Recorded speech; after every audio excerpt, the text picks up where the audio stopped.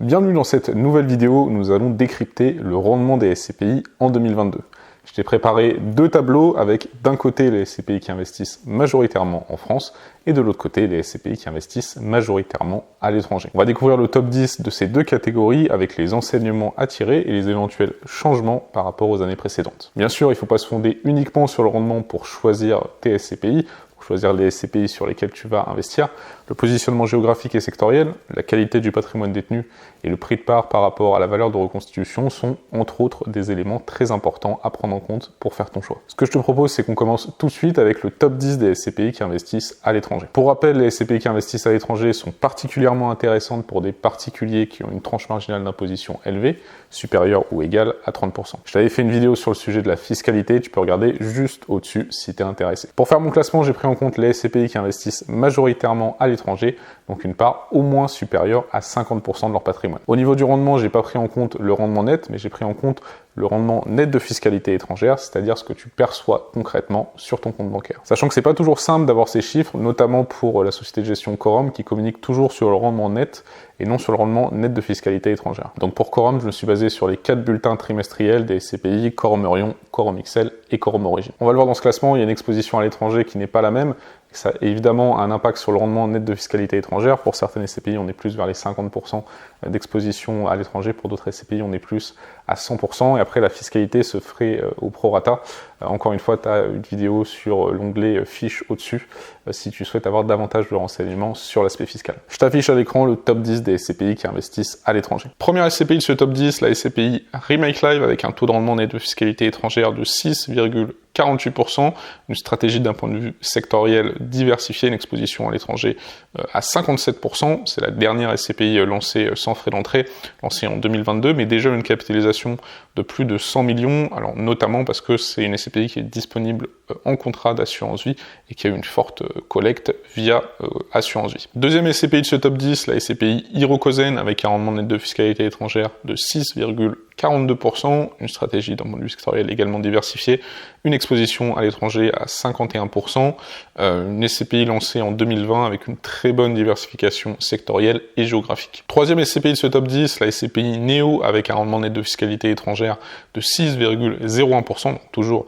une SCPI sans frais d'entrée, d'ailleurs la première SCPI sans frais d'entrée à s'être lancée, une stratégie plutôt pour l'instant axée sur les bureaux avec une exposition à l'étranger à 55% et un rendement stable depuis sa création. Quatrième SCPI, une SCPI beaucoup plus historique avec plus d'antériorité, la SCPI Quorum Origine avec un rendement net de fiscalité étrangère à 5,44%, une stratégie diversifiée et une exposition à l'étranger à 96%. Cinquième SCPI de ce classement, la SCPI Cœur d'Europe avec un rendement net de fiscalité étrangère de 5%, une stratégie diversifiée et une exposition à l'étranger à 100%. Alors c'est une SCPI très récente lancée en 2021, mais pour le moment, son objectif de rendement c'est 5% net de fiscalité étrangère et c'est un objectif accompli en 2021 et 2022. Sixième SCPI du classement, la SCPI Quorum Orion avec un rendement net de fiscalité étrangère à 4,99%. Une stratégie pour l'instant, en tout cas un positionnement sectoriel pour l'instant plutôt axé sur les bureaux et une exposition à l'étranger de 100%. C'est la dernière SCPI créée par Quorum, donc elle a été créée en 2020. Septième SCPI, et c'est un peu un retour de ce secteur qui était un peu en méforme à cause du Covid, enfin en méforme c'est le moins qu'on puisse dire. Donc septième SCPI de ce classement, la SCPI Atrim Hotel avec un rendement net de fiscalité étrangère à 4,73%, donc une stratégie bien sûr comme son nom l'indique, plutôt axée sur les hôtels, une exposition à l'étranger à 77%. La performance de cette SCPI en 2022, donc à 4,73% net de fiscalité étrangère, marque vraiment le retour des hôtels après la période évidemment difficile en 2020 ou 2021 notamment où cette SCPI a distribué un rendement plutôt faible bien sûr à cause du Covid. Huitième SCPI de ce classement, la SCPI Pierreval Santé avec un rendement net de fiscalité étrangère à 4,7%, une stratégie bien sûr axée, comme son nom l'indique également, sur le secteur de la santé, une exposition à l'étranger à 72%. Pour moi, c'est vraiment une SCPI de référence d'un point de vue sectoriel au niveau de la santé, parce qu'il n'y a pas tant de SCPI qui investissent spécifiquement dans le secteur de la santé, et également c'est une SCPI de référence d'un point de vue européen. C'est des SCPI créés en 2014 qui commencent à avoir quand même pas mal d'antériorité aujourd'hui. Neuvième SCPI de ce classement, la SCPI Quorum XL avec un rendement net de fiscalité étrangère à 4,5%. 4,6%, une stratégie diversifiée, une exposition à l'étranger à 100%. Donc cette SCPI elle a été créée en 2017 et c'est une SCPI qui a la particularité de miser sur une exposition à des devises étrangères, notamment la livre sterling et le zloty polonais, il me semble de mémoire, qui a beaucoup investi en Pologne et au Royaume-Uni en essayant de jouer sur le change pour aller chercher davantage de performance. Enfin, dernière SCPI de ce classement, de ce top 10, la SCPI Elialis avec 4,55% net de fiscalité étrangère, une stratégie plutôt axée sur les bureaux et une exposition à l'étranger à 100% en Espagne, des bureaux en Espagne, et c'est une SCPI qui a été créée en 2019. Les conclusions qu'on peut tirer de ce classement 2022, c'est d'abord qu'il y a une importante différence entre le rendement net communiqué par certaines sociétés de gestion et le rendement net de fiscalité étrangère. Je te recommande toujours de regarder le rendement net de fiscalité étrangère parce qu'il y a une différence de fiscalité importante entre les pays. Pour certaines SCPI, il va y avoir une différence de 15% entre le rendement net et le rendement net de fiscalité étrangère, alors que pour d'autres SCPI, on sera plutôt vers les 22-23%. Alors ce taux d'imposition à l'étranger payé par les SCPI varie en fonction des pays où est détenu le patrimoine de la SCPI. Et donc par exemple une SCPI qui communique sur un rendement net à 6% mais qui paye une imposition à l'étranger de 22%, eh bien son rendement net de fiscalité étrangère tombe à 4,68%. Le second enseignement de ce tableau, c'est que les SCPI sans frais de souscription sont maintenant une bonne alternative pour investir à l'étranger et devraient l'être de plus en plus parce que la part investie à l'étranger tend à augmenter. On l'avait vu lorsque je te présentais les SCPI sans frais d'entrée dans une précédente vidéo, le lien juste au-dessus si t'es intéressé. Pour la SCPI Hirokozen, on était au quatrième trimestre 2021 à 85% d'investissement en France, alors qu'au quatrième trimestre 2022, on était à 49% d'investissement en France. Pour la SCPI Neo, on était à 63% d'investissement en France au quatrième trimestre 2021 et on est passé à 45% au quatrième trimestre 2022. Ces SCPI, elles ont une approche opportuniste, donc elles vont certainement continuer à investir en partie en France, mais là il y a eu davantage d'opportunités à l'étranger. Attention, encore une fois, tu ne dois pas te fonder uniquement sur le rendement distribué pour faire ton choix. Par exemple, dans les SCPI qui investissent à l'étranger, je trouve la SCPI Novapierre Allemagne 2 particulièrement intéressante, surtout aujourd'hui avec un prix de part inférieur de 9,72% par rapport à la valeur de reconstitution et qui a d'autres excellents fondamentaux par ailleurs. Pour autant, elle ne fait pas partie de ce top 10. Passons maintenant au classement des SCPI qui investissent en France. On commence tout de suite ce classement avec, à la première place, la SCPI Cœur de Région avec un rendement de 6,4%, une stratégie diversifiée d'un point de vue sectoriel et 100% d'investissement en France.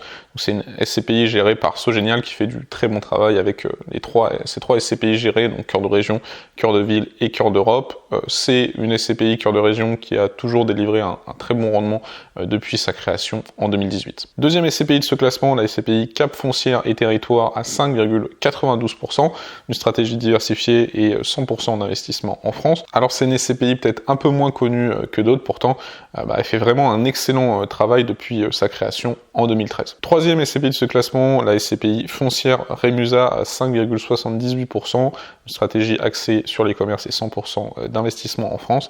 Alors c'est une SCPI à capital fixe créée en 1989.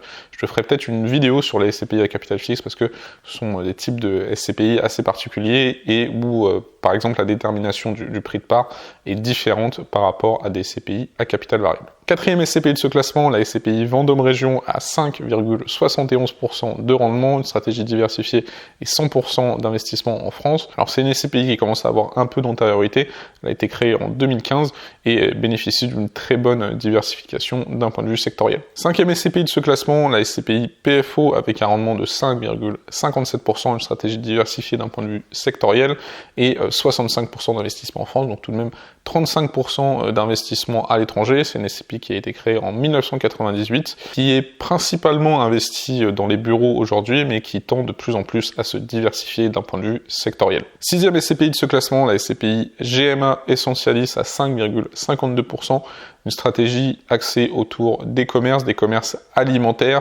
100% d'investissement en France, une création récente puisqu'elle a été créée en 2021. Septième SCPI, la SCPI Optimale à 5,52% également. Il y a beaucoup de profondeur, beaucoup de SCPI qui sont vers les 5,5% net et qui investissent en France. Une stratégie diversifiée. 100% d'investissement en France, alors une création récente également en 2020, et une bonne diversification avec du commerce, des bureaux et des locaux d'activité. 8e SCPI de ce classement, la SCPI Altixia Cadence 12 avec 5,51%, une stratégie diversifiée, 100% d'investissement en France, une création en 2018 et un rendement croissant depuis sa création. 9e SCPI de ce classement, la SCPI Crystal Life avec un rendement de 5,51%, une stratégie d'un point de vue sectoriel diversifié, 88% d'investissement en France. Alors c'est une SCPI récente et avec, on le voit, un petit peu de diversification à l'étranger, 12% à l'étranger. Enfin, dernière SCPI de ce classement, la SCPI ActiveMo à 5,5%, une stratégie axée autour de la logistique, 93% d'investissement en France. Là, on voit toute petite diversification à l'étranger. Et c'est une SCPI intéressante parce qu'on trouve assez peu de logistique sur les autres SCPI, donc cette SCPI, ça te permet de t'exposer à ce secteur. Ce qu'on peut voir, c'est qu'il y a quelques SCPI qui sont pas forcément connus du grand public, qui ont une collecte un peu moins importante, voire beaucoup moins importante que d'autres SCPI, mais qui pourtant délivrent un rendement stable et élevé depuis leur création. Je pense par exemple à la SCPI Cap Foncière et Territoire, qui a une capitalisation de 65 millions d'euros, ce qui est beaucoup moins que d'autres SCPI lancés très récemment, et qui a vu son rendement augmenter au fil des années. Dans cette vidéo, on a parlé du rendement net et du rendement net de fiscalité étrangère, mais ce qui est encore plus important, c'est le rendement net de toute fiscalité, et pour connaître ce rendement net de toute fiscalité, il faut prendre en compte ton profil. Globalement, si tu as une tranche marginale d'imposition élevée, 30% ou plus, il vaut mieux privilégier des SCPI qui investissent à l'étranger. Bien sûr, je peux t'accompagner dans le choix de tes SCPI en fonction de ton profil et de tes objectifs. En tant que conseiller en gestion de patrimoine, je distribue la quasi-totalité des SCPI disponibles sur le marché. Si tu souhaites bénéficier de mon accompagnement et bénéficier d'un cashback de 2,5 à 3,5% sur ton investissement, ce qui augmente mathématiquement ton rendement, eh bien, je t'invite à cliquer juste ici. Tu auras la possibilité de remplir un questionnaire pour que je cerne bien ton profil et tes objectifs, puis on aura l'occasion d'échanger en direct au cours d'un appel visio. Je souhaite toujours plein de réussite et peut-être à très bientôt. C'était Benoît. Ciao.